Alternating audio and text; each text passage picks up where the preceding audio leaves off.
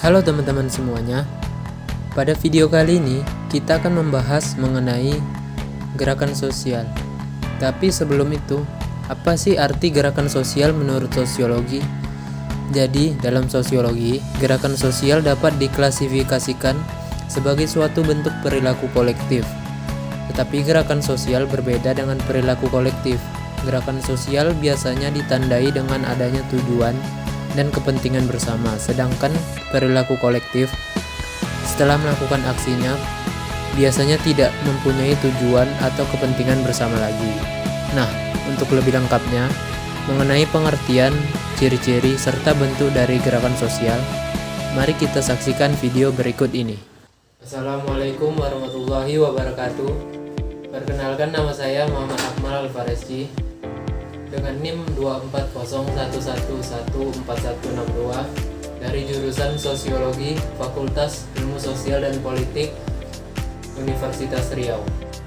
Baiklah, kali ini saya akan menjelaskan materi saya, yaitu mengenai gerakan sosial. Apa sih itu gerakan sosial? Menurut Cohen, tahun 1983 menjelaskan bahwa yang dimaksud dengan istilah gerakan sosial itu gerakan yang dilakukan oleh sejumlah orang yang sifatnya terorganisir dengan tujuan untuk merubah atau mempertahankan sesuatu unsur tertentu dalam masyarakat yang luas. Sementara itu, menurut Zurkar dan Snow dalam buku Missioner dan Delameter tahun 1999 merumuskan definisi gerakan sosial sebagai kegiatan yang sifatnya kolektif yang mengekspresikan tingkat kepedulian yang tinggi tentang beberapa isu tertentu. Jadi dapat disimpulkan dari pengertian beberapa ahli tersebut, gerakan sosial adalah gerakan yang dilakukan sejumlah orang dengan tujuan untuk menciptakan perubahan atau mungkin ingin mempertahankan sesuatu unsur yang dinilai sudah mapan di kalangan individu dalam masyarakat.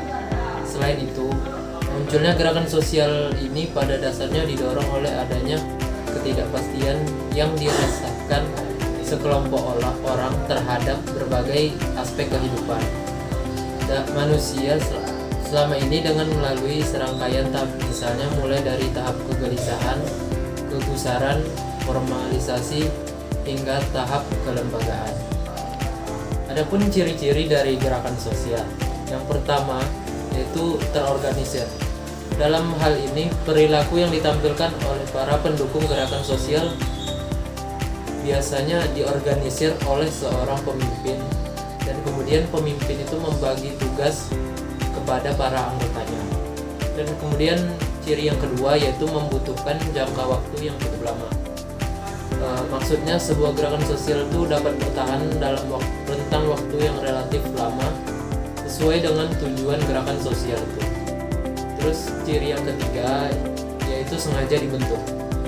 Maksudnya keberadaan suatu gerakan sosial memang sengaja dibentuk oleh anggotanya, dan setiap anggota gerakan sosial akan memainkan peran sesuai dengan tugasnya masing-masing. Kemudian ada bentuk atau tipe dari gerakan sosial. Yang pertama itu gerakan sosial ekspresif.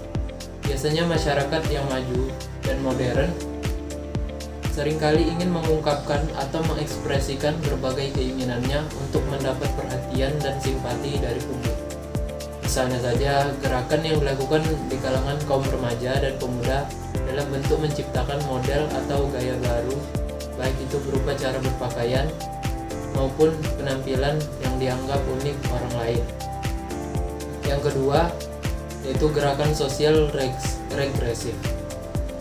Tipe gerakan sosial ini sengaja dilakukan oleh sekelompok orang dengan tujuan untuk mengembalikan apa yang ada sekarang ini ke dalam keadaan sebelumnya.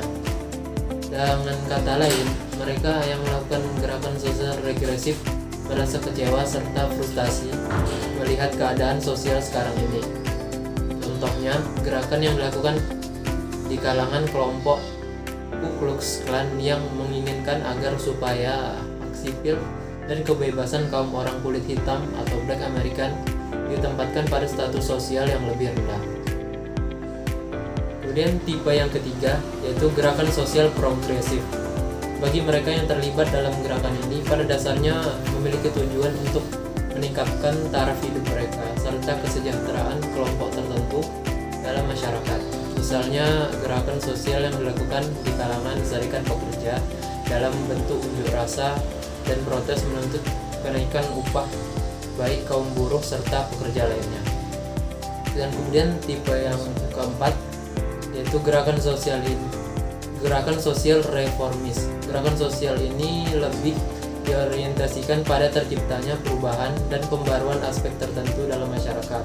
Contohnya di bulan Mei tahun 1998, para mahasiswa dari berbagai universitas di Indonesia melakukan gerakan sosial menuntut diadakannya pembaharuan dan perubahan khususnya yang terkait dengan praktek kolusi, korupsi, dan nepotisme.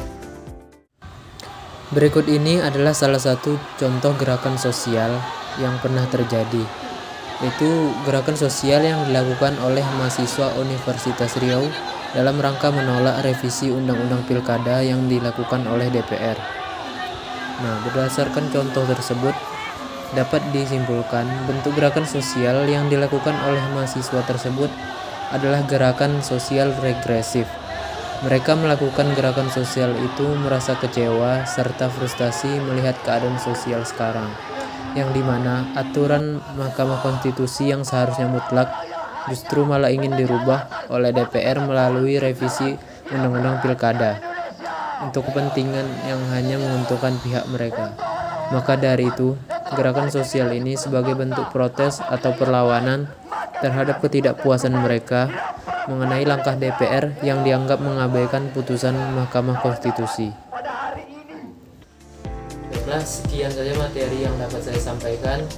Jika ada kekurangan dan kelebihan, saya mohon maaf. Saya akhiri. Wassalamualaikum warahmatullahi wabarakatuh.